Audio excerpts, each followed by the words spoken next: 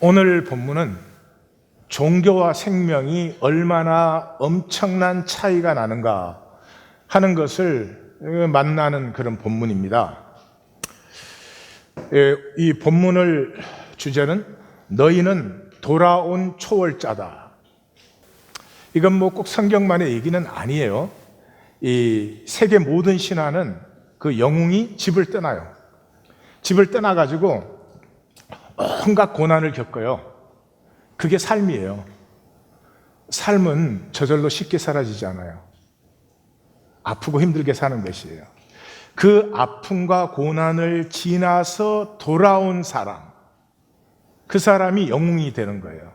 그러니까 세상적으로 하면 영웅이지만 우리 성경적으로는 그 돌아온 사람이 생명이 되는 것이죠. 그래서 오늘 본문의 핵심 단어, 키워드는 너희입니다. 너희가 15회 나와요. 특별히 11절에서 15절까지는 10번이 나옵니다. 그런데 못 찾아요. 왜? 가나다라 읽기를 안 해서. 모든 본문을 가나다라 읽기로 할 수는 없어요. 그러나 본문 중에서도 가나다라 읽기 할 수 있는 부분을 찾아서 가나다라 읽기를 하면 아주 선명해져요. 그래서 너희가 누구냐? 돌아온 초월자들이에요. 그러니까 탕자의 심령이에요. 탕자의 심령이 있어요. 잃어버렸구나, 나는 살 줄을 모르는구나. 내게는 돌아가야 될 곳이 있구나. 이것이 이 본문의 사실은 핵심 부분입니다. 5절의 시작에 이스라엘 집에 잃어버린 양에게로 가라 그래요. 그 다음에 11절 13절에서는 합당한 자를 찾으면 그렇게 돼 있죠. 그러니까 잃어버린 양이 합당한 자예요. 그러니까 이방인의 길로도 가지 말고 사마리아인의 골로도 가지 말라. 그러니까 여기 두 가지 볼 수 있어요. 첫째는 분명히 하나님께서는 이스라엘에게 먼저 복음을 전거했어요. 그럼에도 불구하고 이스라엘이 배척했죠. 그보다 훨씬 더 중요한 것은 이스라엘에게 선포하지만 찾아가는 것은 누구를 찾아가요? 잃어버렸다는 의식을 가진 자에게 찾아가요.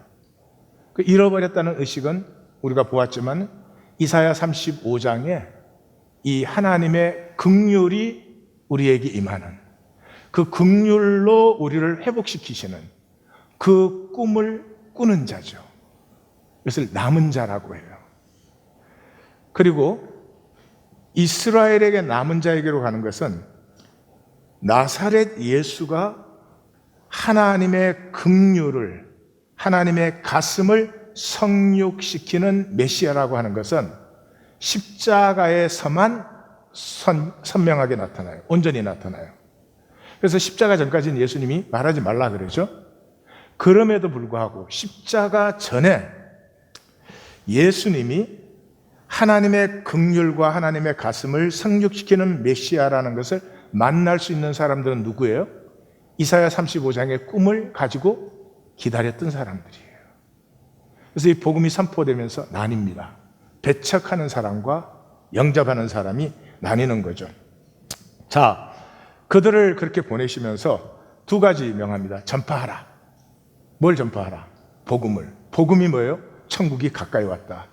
The kingdom of God is at your feet. 발 앞에 도착했어요.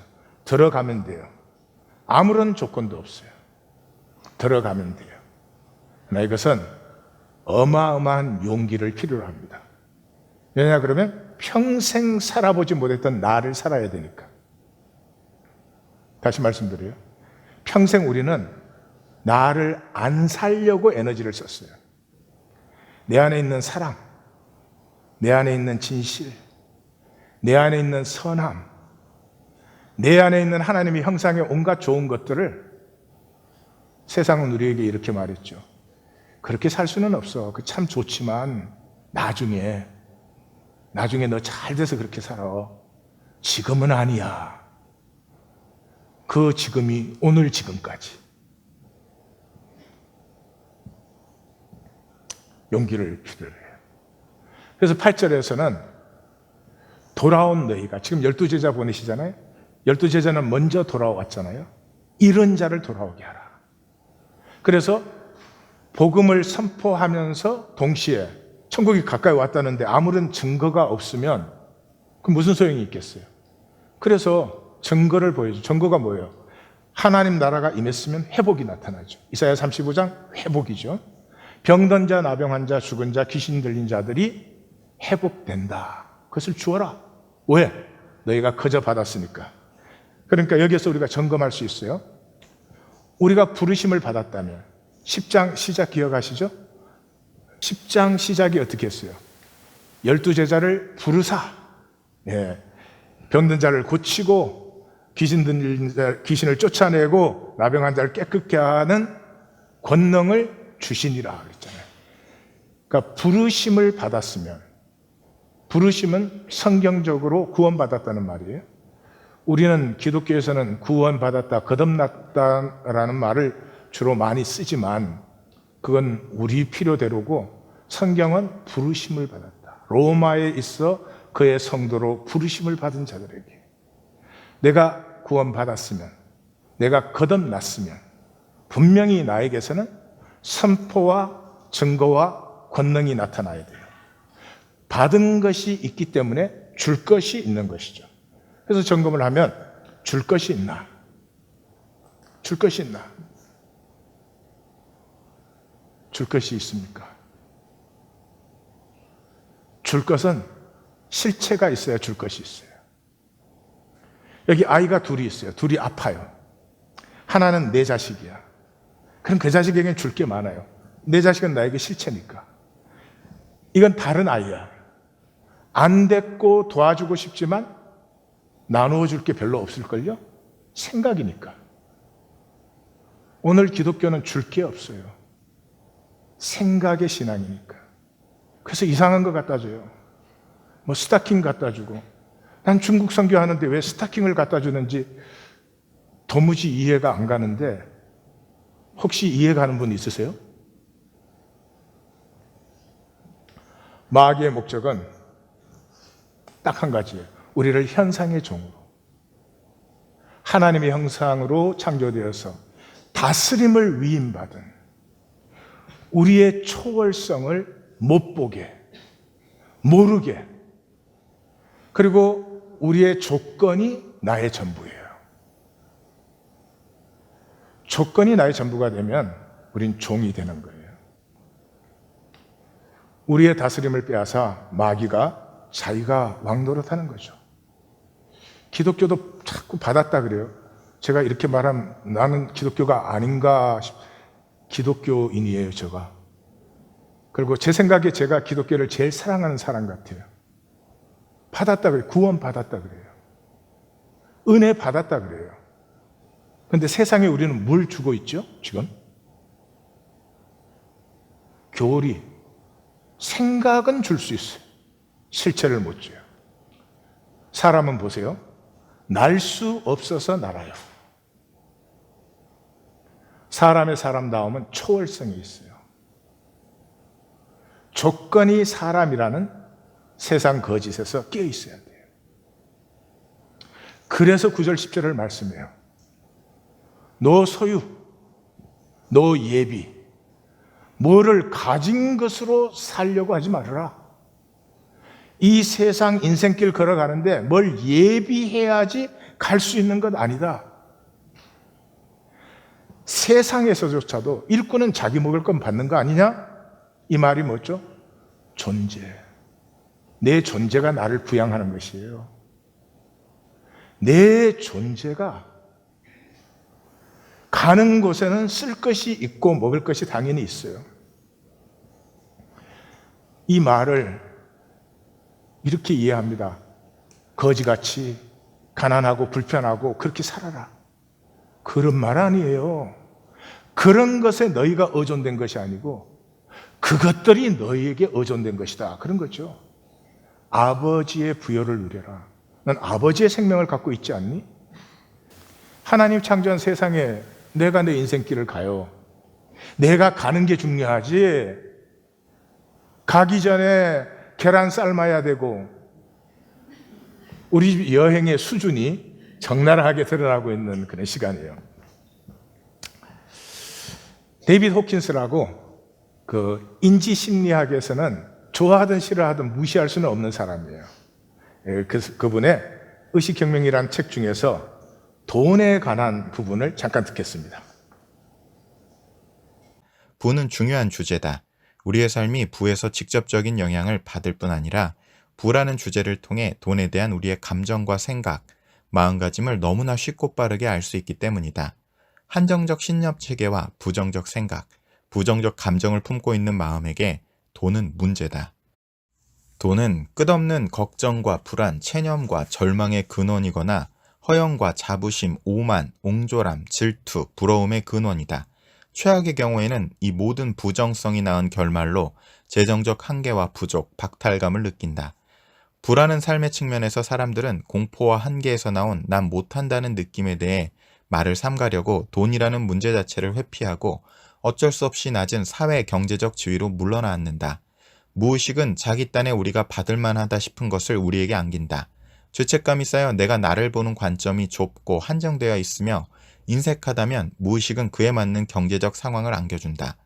돈이 의미하는 많은 것을 바라볼 때 돈에 대한 마음가짐이 어떠한지 드러나기도 한다. 예를 들어 안전이나 권력, 매력, 성적 매력, 경쟁에서의 성공, 자아존중감, 타인과 세상에 대해 자신이 갖는 가치 등을 어느 정도로 돈으로 환산하는지 알 수 있다. 종이와 연필을 가지고 자리에 앉아 돈이라고 제목을 쓰고 그 밑에다 삶의 모든 다양한 갈래에서 돈이 분명히 의미하는 바를 자세히 적어보면 매우 도움이 된다. 그런 다음 각 부분과 관련되는 감정을 적고 각각의 부정적인 감정과 마음가짐을 항복하는 일에 들어간다. 이렇게 하는 과정에서 놀랍게도 돈이 그 자체로는 가장 중요한 사안이 아님을 알게 된다. 돈보다 중요한 것은 그 돈으로 얻고 싶어하는 감정적 만족이다. 돈에 대한 욕망의 이면에서 자신의 목표 중 하나가 존경받는 소중한 사람이 되는 것임을 발견했다고 치자. 이 발견으로 방금 알게 된 것은 내가 관심 있는 것이 돈 자체가 아니라는 점이다. 그보다는 자아존중감과 내면적 가치를 느끼는 것에 관심이 있다. 돈은 무언가 다른 것을 성취하기 위한 도구였을 뿐이며 사실 내가 원하는 것은 돈이 아니고 돈이 가져다 줄 것으로 생각한 자아존중감과 자긍심이라는 점을 깨닫는다. 또한 돈이 가져다 줄 것으로 생각한 목표는 곧바로 성취할 수 있는 것들이라는 점이 분명해진다. 내면의 자존감이 높을수록 타인의 승인은 덜 필요하다. 이러한 자각이 들면 삶의 각 측면에서 돈이 다른 의미를 띈다. 돈은 이제 목표가 아닌 한층 높은 목표를 위한 부차적인 것이 된다. 감정 측면에서 돈이 자신에게 의미하는 바를 의식하지 못하면 우리는 돈의 영향을 받는다. 우리는 돈에 대한 무의식적 신념과 돈과 관련된 프로그램 일체에 휘둘리고 있다. 수백억 부자가 계속해서 더 많은 돈을 모으려는 것과 같다. 결코 만족스러워 보이지 않는다. 왜 그럴까?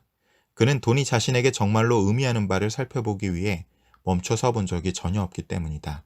강박적으로 돈의 뒷공문이나 기타 부의 상징을 쫓아다닌다면 이는 내면의 자아존중감이 너무 작아 그것을 채우기 위한 막대한 금액의 돈이 들어가기 때문이다. 내적으로 자신 없는 면이 너무 광범위해서 아무리 큰 돈을 들여도 극복할 수가 없다. 내면이 작게 느껴질수록 그런 내적 왜소함을 보상하기 위해 더욱 막대한 권력과 돈, 매력을 축적해야 한다고 표현할 수 있다. 항복한 상태에 있을 때 우리는 내적 왜소함과 자신 없음, 낮은 자존감에서 자유롭다. 그때 돈은 우리의 목표를 성취하기 위한 도구가 될 뿐이다. 항상 충분하고 넉넉할 것임을 알기에 내면의 안도감이 있다. 어떤 것이 필요할 때면 언제나 필요한 것을 얻을 것이다. 마무리되고 이루어지고 채워진다는 느낌이 내면에 있기 때문이다. 그럴 때 돈은 불안의 근원이 아닌 기쁨의 근원이 된다. 예,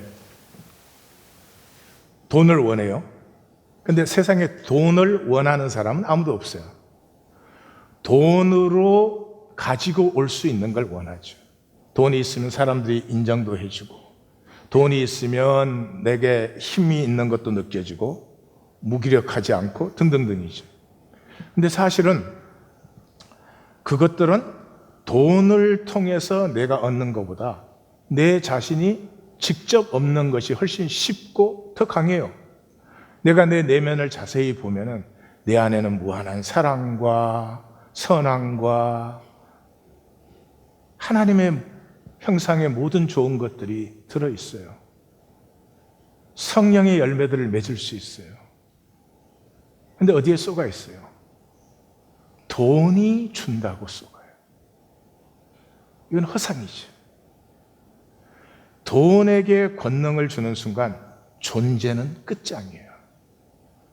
돈에게 의지하는 만큼 나는 무기력해져요. 나는 가치가 없는 것 같아요. 돈에 주었던 힘을 되찾아오세요. 내가 돈을 만들지 돈이 나를 만들 수 있나요? 책의 이 부분 다음에 나오는 것은요, 이 90년대 책이에요. 5천만 불을 갖고 있던 부자가 프로젝트 하나에 실패해서 800만 불을 잊어먹었어요. 그 당시에 800만 불이면 크긴 큰 돈이죠. 근데 그거를 잃어버리고 이 사람이 신경 불안증이 생기고 공황장애에 들어갔어요. 4,200만 불이 아직도 있는데 이게 돈의 거짓이에요. 다시 말씀드려요. 돈에 주었던 힘을 찾아오십시오. 11절에서 15절은 너희는 생명이다. 너희는 죽음이 아니다는 거죠. 생명이면 심판이에요. 생명을 영접하면 사는 것이고 배쳐가면 죽는 것이죠. 우리는 생명과 죽음을 잘 몰라요. 그렇게 말씀을 많이 듣고도 생명은 뭐예요? 존재를 피우는 거예요. 모든 조건 이전에 하나님이 창조한 나라는 존재를 피워내요. 그러므로 마귀에게 쏘으면 진짜 죽어요. 뭐가? 존재가 죽어요. 그게 생명이에요. 정령 죽으리라. 근데 마귀는 뭐라 그랬어요? 결코 죽지 않으리라 그랬어요. 그게 무슨 말이에요? 존재가 죽으면 그때부터 조건이 나예요. 조건이 나예요. 조건 만들어 가느라고 하나 만들면 끝나요? 또 만들어야 되고 또 만들어야 돼요. 결코 안 죽어요. 생명이 아니고 생존이에요. 그 T.S. 엘리엇의 시에서 쿠마의 무녀 얘기하잖아요. 그 아폴론 신의 사랑을 받아서 무엇을 원하느냐? 그러니까 먼지를 한 줌 주어서 이만큼 살고 싶습니다. 그러니 고양이는 9생애라는데 이 사람은 몇 천만 생애를 사는 거예요. 그런데 젊은 채로 있게 해달라는 걸 잊어먹었어요. 계속 쫄아들어서 항아리 속에 들어있어요. 애들이 보고 물었어요. 너는 무엇을 원하니? I want to die. 생명이든 죽음이든 영원합니다. 우리의 선택으로 영원합니다. 우리에게 회복은 생명과 존재가 회복되어야 되는 것이지 조건 새로워져야 또 하나의 허물을 낳을 뿐이죠.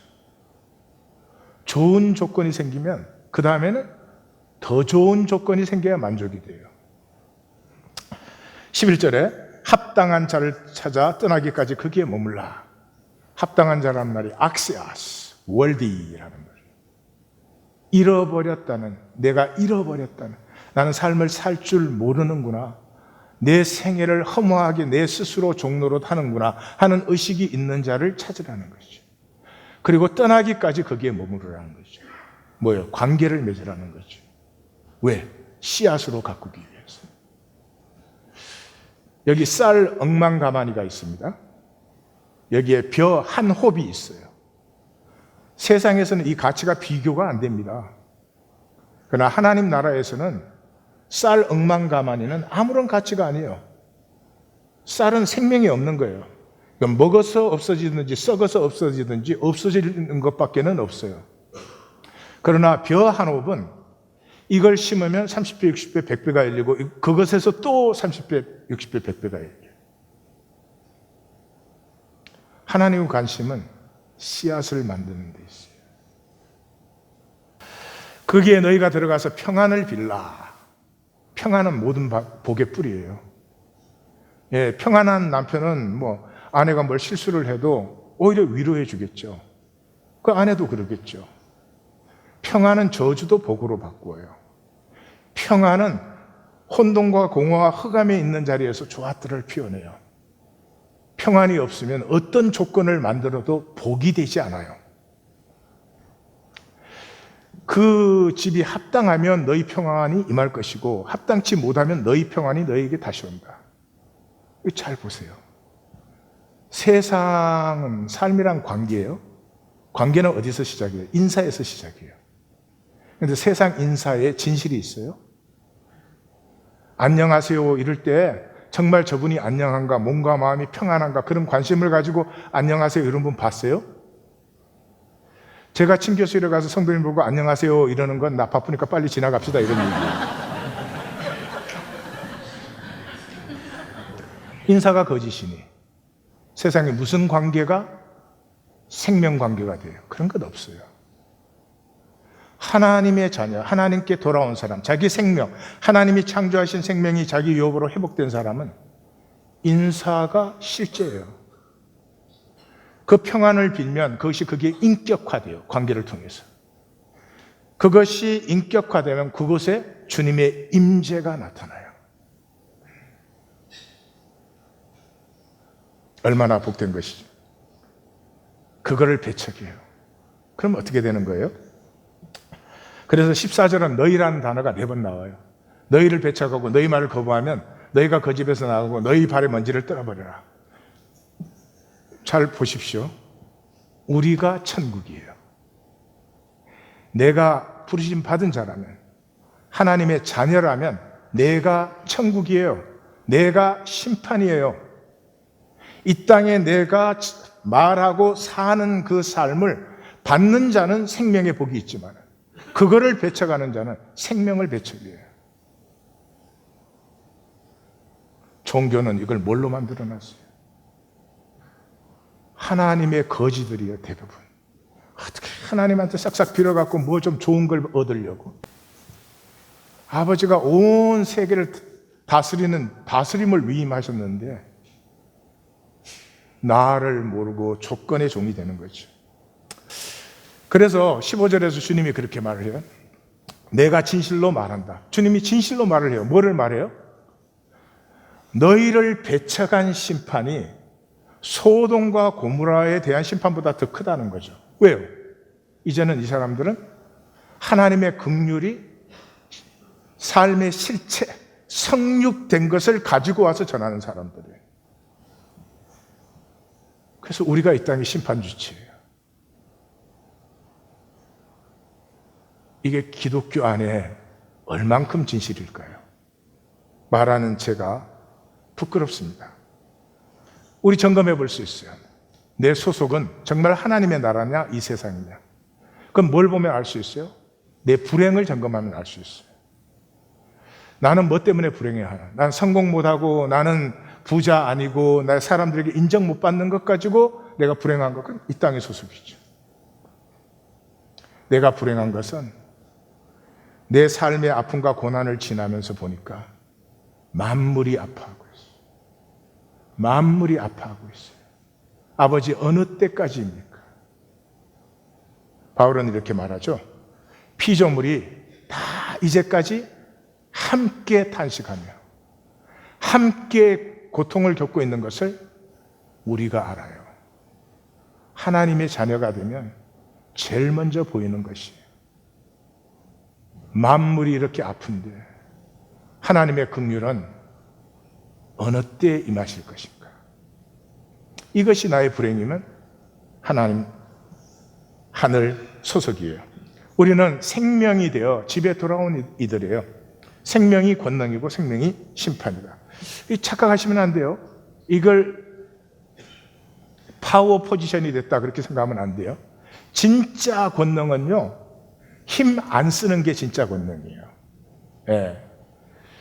노자가 그랬죠. 물은 모든 것을 이롭게 하며 어느 것과도 다투지 않고 모두가 싫어하는 자리로 흐르지만 반드시 뜻을 이루며 막을 수가 없다.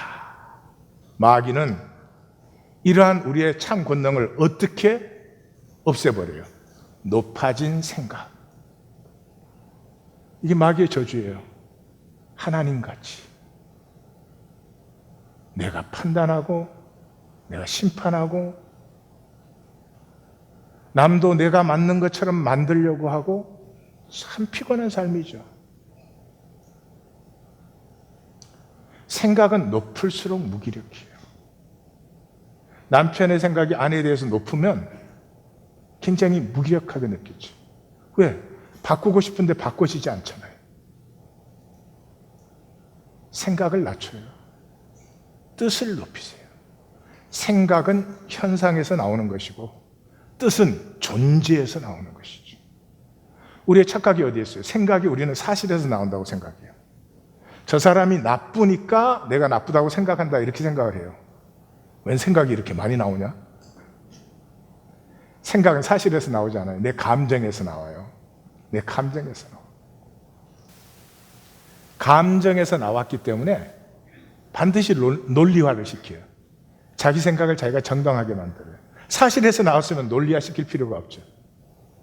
스스로 거짓되지 마시고 거짓에 속지도 마세요. 생각으로 살면 내가 나를 싫어하게 돼요.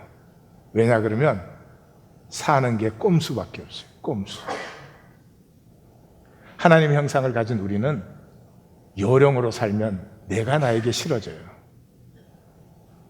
좀 손해봐도 손해가 사실 아니지만 떳떳하게 사는 거예요. 신앙은 그러므로 돌아오는 것이에요. 어디에? 원천계의 하나에. 원래 하나님 안에서 우리가 모두 하나이였잖아요. 그러나 이때 돌아오는 것은 내가 자유자로 돌아오는 것이에요. 나의 자원함과 중심의 진실로. 그것이 섭리예요. 하나님이 우리를 이 세상은 지금 마귀가 통치하잖아요. 마귀의 통치의 모든 목적은 우리를 종로로 시키는 거예요. 뭐 간단해요. 돈의 종로로 다 하고 있죠. 그걸 통해서 자녀를 세우시는 거죠. 종로로 시키는 세상 속에 내가 나를 주장하고 내가 나 되기를 선택하고 내가 나 되기를 살아보고 그것을 통해서 우리를 자유케 하는 거죠. 그 갈라디아 교회는 말이죠. 그 사도 바울이 생명은 그 존재 자체로 통하고 나누어지는 것에서 그 권능이 피어나는 것인데 그 복음을 전했는데 이 사람들이 종교로 돌아갔죠. 왜냐 그러면 예루살렘에서 이 종교인들이 올라와 가지고 날 달 절기 해 지켜야지, 종교 의식 지켜야지, 정결법 지켜야지 뭐 이러고 있으니까 잘 모르니까 종교로 또 넘어가려고 그러죠. 그러니까 이 갈라디아서는 사도 바울이 쓴 편지지만 인사도 없는 편지예요. 시작하자마자 사람으로 난 것도 아니요, 사람의 뜻을 따라 된 것도 아니요, 사람에게서 받은 것도 아니요, 사람에게서 배운 것도 아니요, 사람으로 말미암은 것도 아니다. 막 그 심정 저는 이해가 가요. 왜요? 너희가 복음 받기 전에 하나님을 알지 못하여 본질상 하나님이 아닌 본질상 경배, 가치, 참가치가 아닌 것에 종로로 다더니 그래서 뭐 했어? 종교생활 했지. 내가 너희에게 생명이 통하고 존재가 회복되고 권능이 회복되는 이 삶을 증거하고 세웠는데 그것이 헛되어질까? 난 정말 두렵구나. 자, 이 종에서 자유하는 진실은 아파요. 이렇게 말로 들으면 그렇지, 내가 자유자로 살아야지, 하나님 창조하신 하나님 형상으로 살아야지 이런 생각이 나실지 모르지만 그게 안 되는 걸 잘 알죠. 안 되는 걸 잘 알죠. 그래서 아난드 디바르라고 하는 영성가예요. 영성가인데 이분도 아마 자기가 뭐 생각하는 걸 전하기가 힘드니까 그걸 소설로 만들었어요. 그래서 이분이 쓴 소설이 더 슬레이브라고 하는 소설인데 한국 제목은 그렇게 보낼 인생이 아니다 이렇게 적었어요. 상당히 들어볼 만한 것들이 있어요. 이 주인공은 파티, 술, 춤, 뭐 마약 이런 걸로 살다가 그 마지막 파리에서 걸프렌드하고 그냥 싸우고 달려나와서 오토바이 타고 달리다가 사고가 나서 식물인간이 됐어요. 병원에서 의식이 깨어났는데 식물인간이 되었으니 눈꺼풀이 열려있는데 닫을 수도 없어요. 옆에서 간호사들이 자기 얘기를 하고 있는데 다 알고 듣는데 자기는 아무것도 표현할 수가 없어요. 그래서 간호사들은 뭐 이게 완전 식물인간의 의식이 없으니까 의식은 있는데 표현할 수 없으니까 물건 취급을 하는 거예요. 그런 이제 새 간호사, 페이스라고 하는 새 간호사가 이게 배당이 돼요. 그 페이스가 와서는 그 닦아주고 다시 치료해주고 이러면서 어머나 딱 한 분 안타까워라. 제가 잘 도와드릴게요. 이렇게 해요. 그러니까 식물인간이 된 다음에 처음으로 자기가 인격적 대접을 받아요.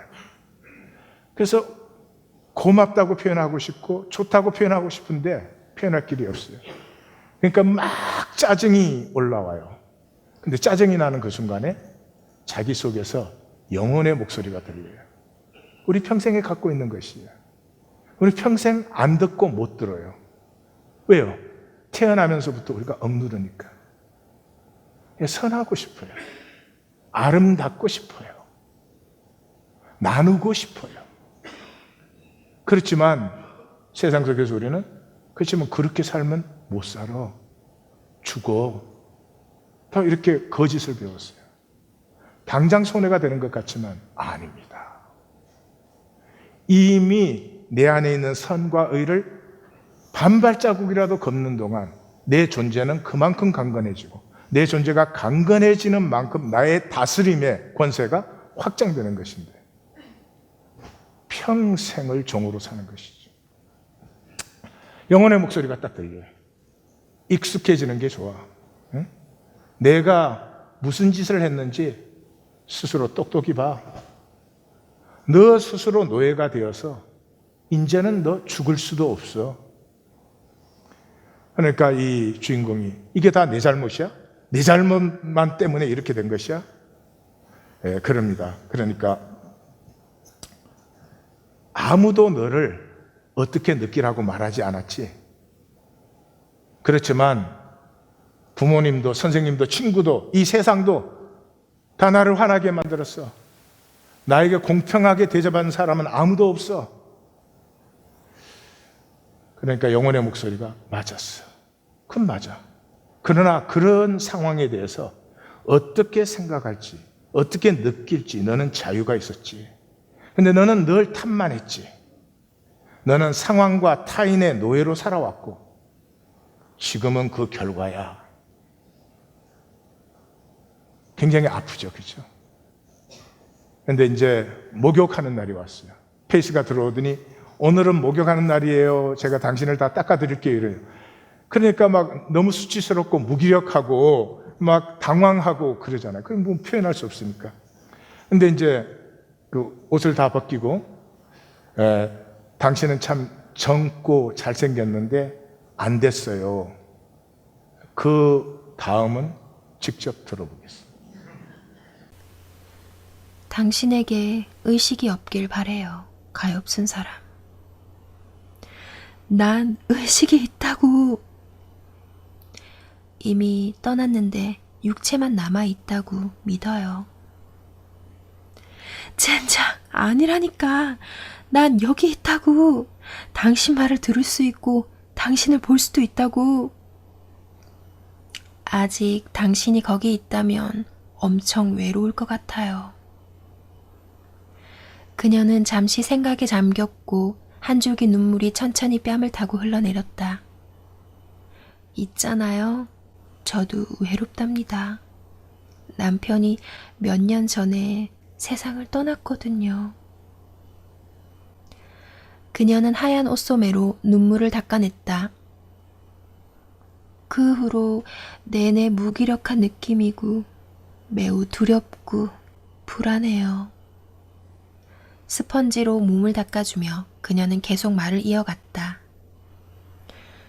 두려움에, 트라우마에 무기력해지는 기분이에요. 당신은 아름답고 또 자유로워요. 나는 그렇게 생각했다. 제가 지금보다 더 용감했으면 좋겠어요. 더 많은 걸 할 엄두를 낼 수 있길 바라고요. 잘은 모르겠지만 다시 대학에 들어간다든지 새로운 짝을 찾는다든지 아시잖아요. 뭐 그런 거요. 그녀는 나를 다 씻긴 뒤 다시 가운을 입혀주었다. 내가 잃은 것 중에 사람과의 접촉이 가장 그립다는 걸 불현듯 깨달았다. 그녀에게 떠나지 말고 조금 더 얘기해달라고 부탁하고 싶었다. 이제 다시 일하러 가야 하지만 이따 링거를 교체하러 다시 올게요. 제발 가지 말아요. 조금만 더 있어요. 그녀는 마지막으로 내 머리를 쓰다듬어주고는 다정한 표정으로 몇 초간 날 바라봤다. 당신이 누군지는 모르지만 분명 가족이 애타게 찾고 있을 거예요. 그리고 금방 당신을 찾아낼 거예요. 그녀가 병실을 나가자 나는 다시 혼자가 되었다. 그러니까 이 사람들은 내가 누구인지 모르고 있는 것이다. 그녀의 말이 옳았다. 나는 이 안에서 홀로 외롭게 방치된 신원 불상의 외톨이였다.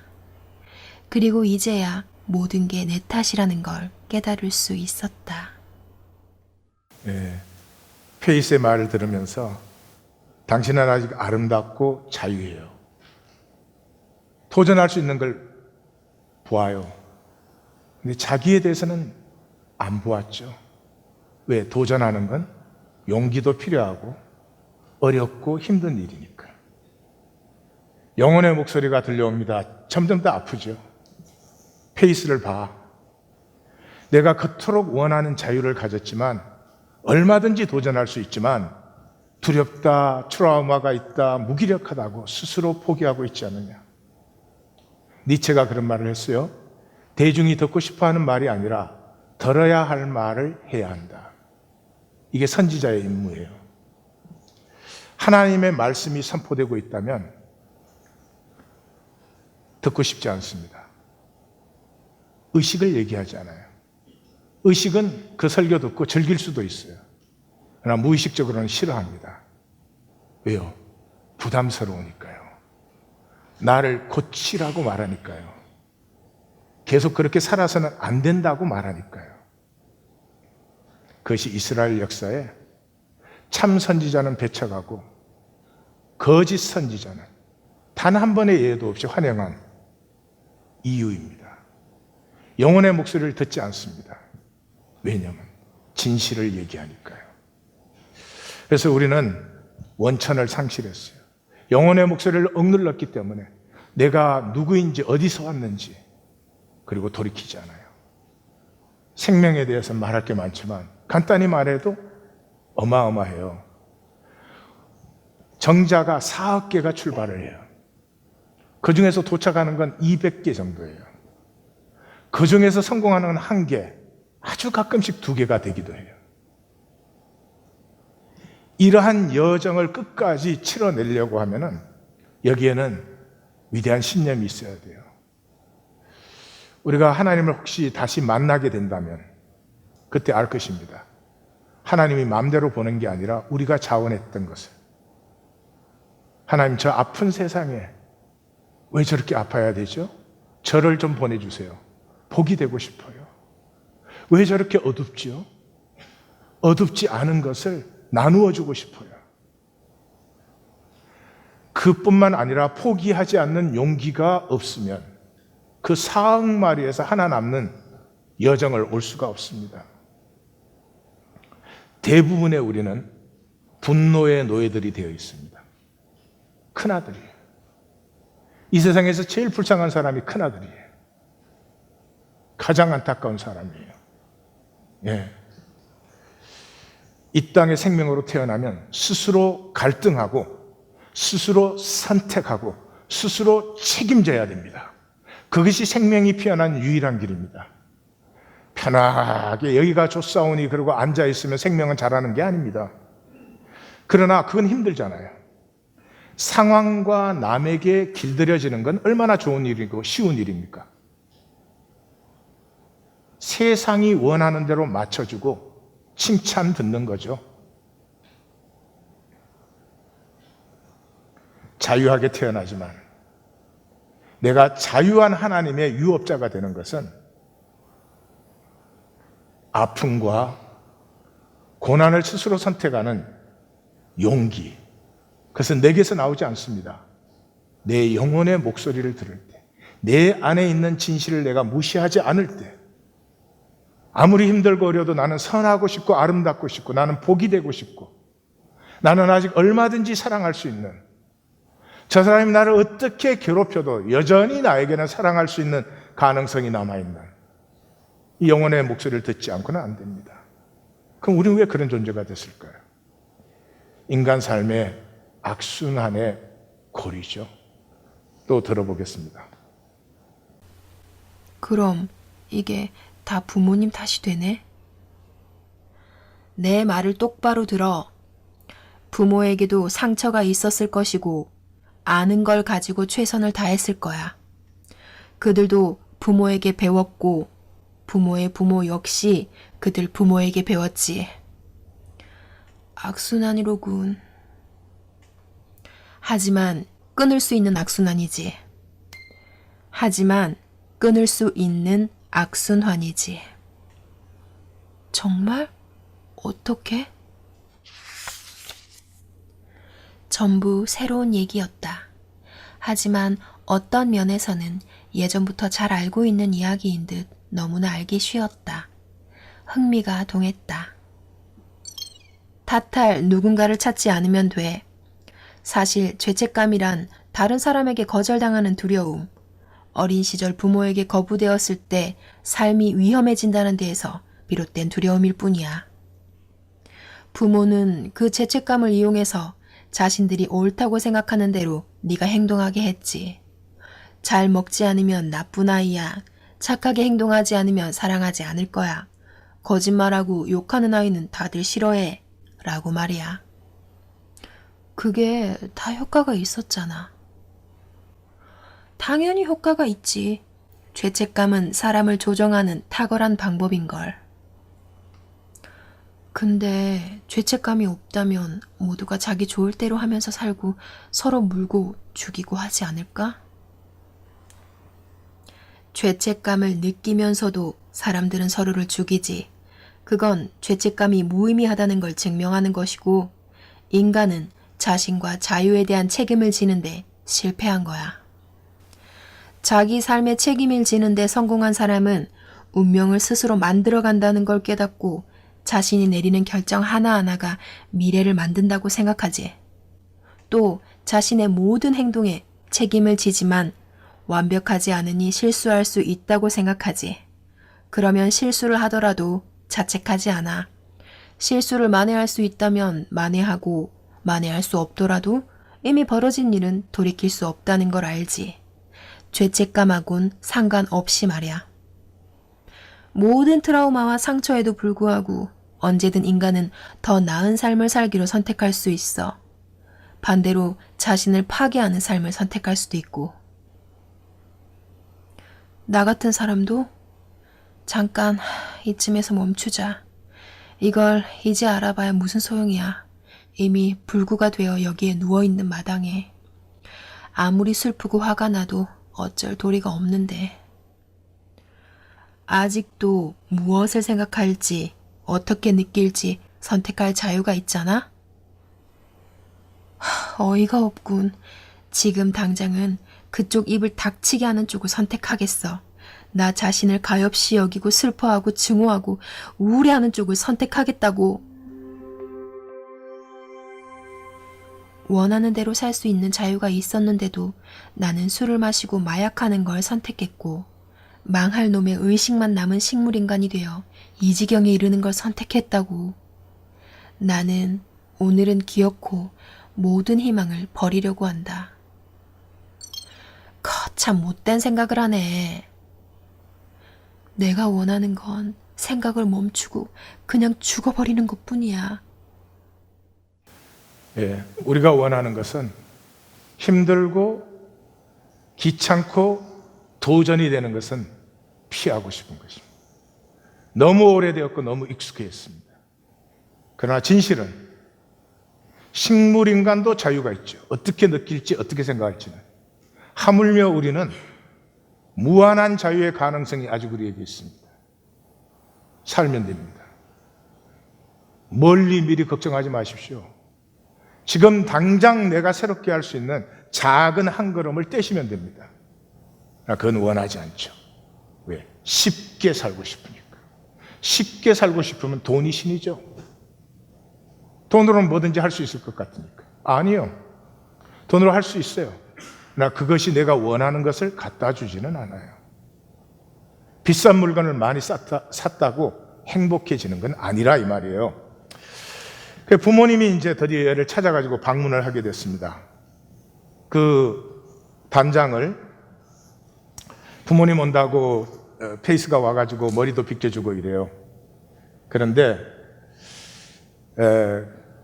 하나님이 있다면 하나님 나를 이 지경으로 만들 수 있나 이런 원망감이 들어요. 자, 오디오를 하나 더 듣겠습니다. 신이라고? 퍽이나. 그래서 날 이런 생지옥에서 썩게 하는 거로군.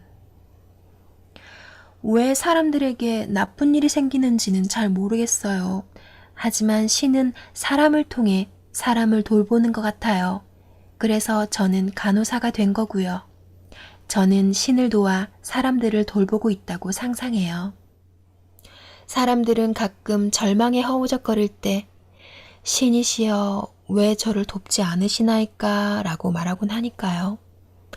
저는 신은 사람을 돕는 착한 사람들 속에 있다고 믿어요. 그녀가 그렇게 말하고 수줍게 웃었는데 웃음 덕분에 병실이 환해지는 것 같았다.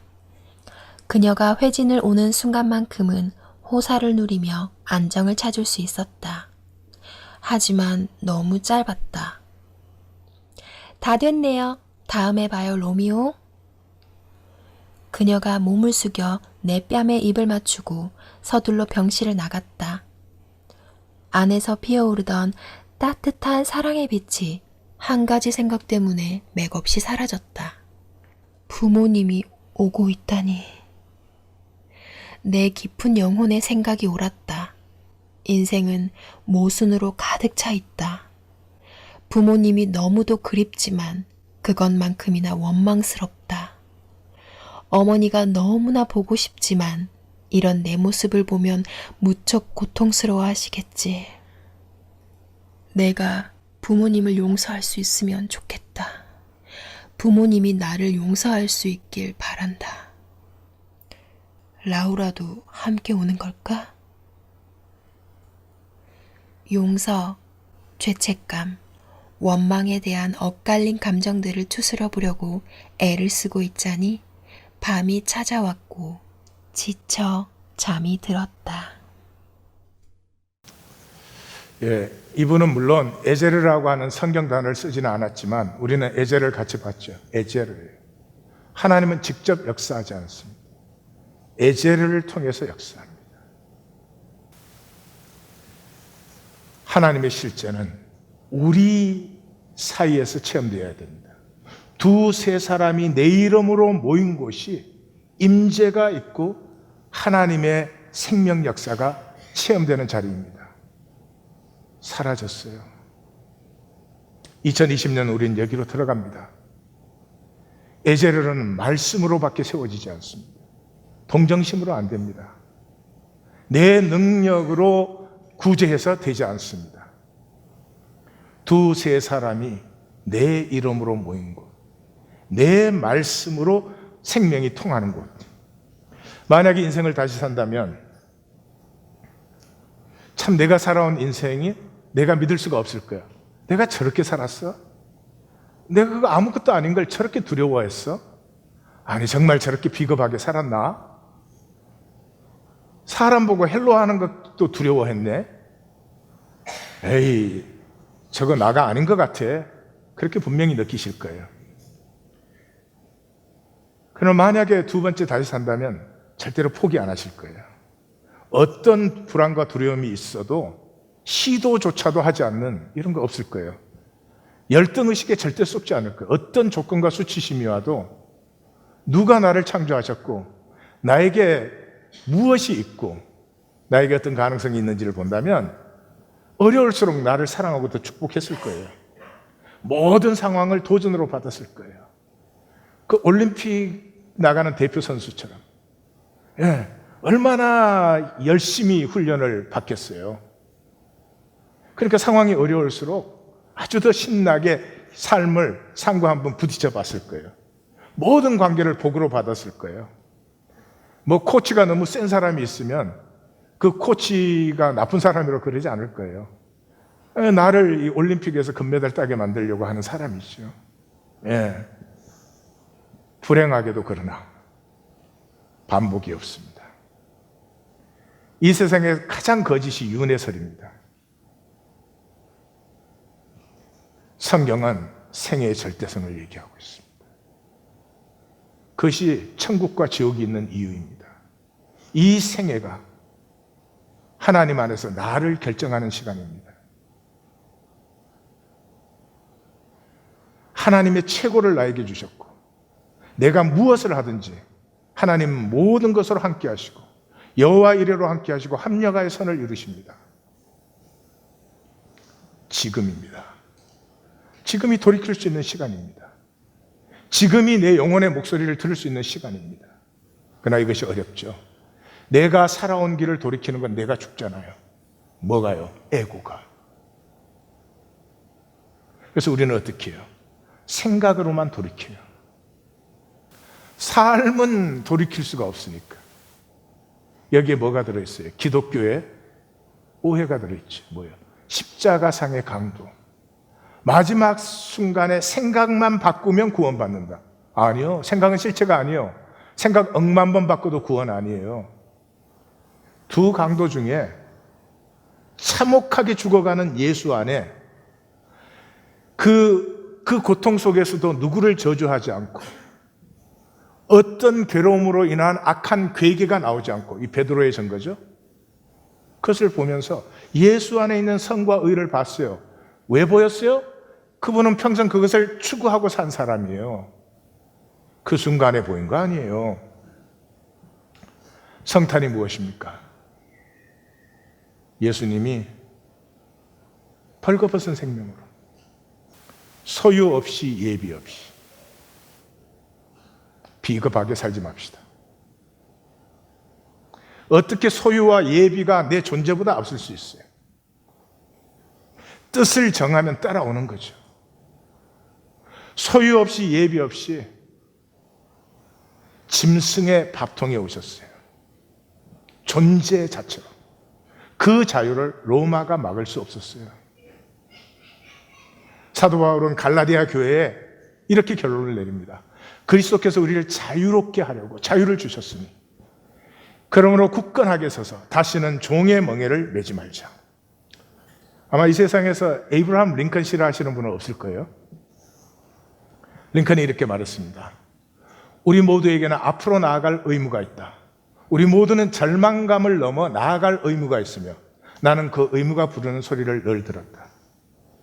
이거 다른 사람이 얘기했어도 위대한 얘기겠지만 링컨이 말한다면 이건 보통 얘기가 아닙니다. 링컨은 7살 때 그 집안이 몽땅 망해서 홈리스가 됐습니다. 7살 때부터 돈을 벌어서 가족을 부양하기 시작했습니다. 9살 때 어머니가 사망했습니다. 이때 굉장히 상처를 받아서 평생 우울증에 시달렸습니다. 22살에 사업했다 실패했습니다. 23살에 주의원 예비선거에서 낙마했어요. 24살 때 앞에 빚진 그 빚을 좀 갚아보려고 사업을 재착수했다가 또 파산이 돼서 그 빚을 17년 동안 갚았습니다. 25살에 주의원에 당선됐습니다. 그러나 그 약혼자가 또 사망했습니다. 굉장히 큰 상처를 받았습니다. 그래서 27살 때 극도의 신경쇠약으로 6개월간 병원에 입원했어야 됐습니다. 그 시대에 주의회 대변인에 낙마하고 정부통령 선거위원, 정부통령이 아니고 선거인단에도 낙마를 한 사람이에요. 34살에 하원 의원에 낙마했어요.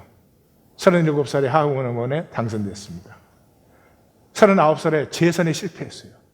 그래서 40살에 고향 돌아가서 국유지 관리인, 산림 관리인 되려고 신청했는데 그것도 떨어졌어요. 그 다음이 상원 의원에 출마를 했어요. 이게 링컨이에요. 이렇게 읽으니까 간단한 것 같죠? 산림관리원 신청했는데 떨어졌다. 그럼 우리는 끝장나는 거예요.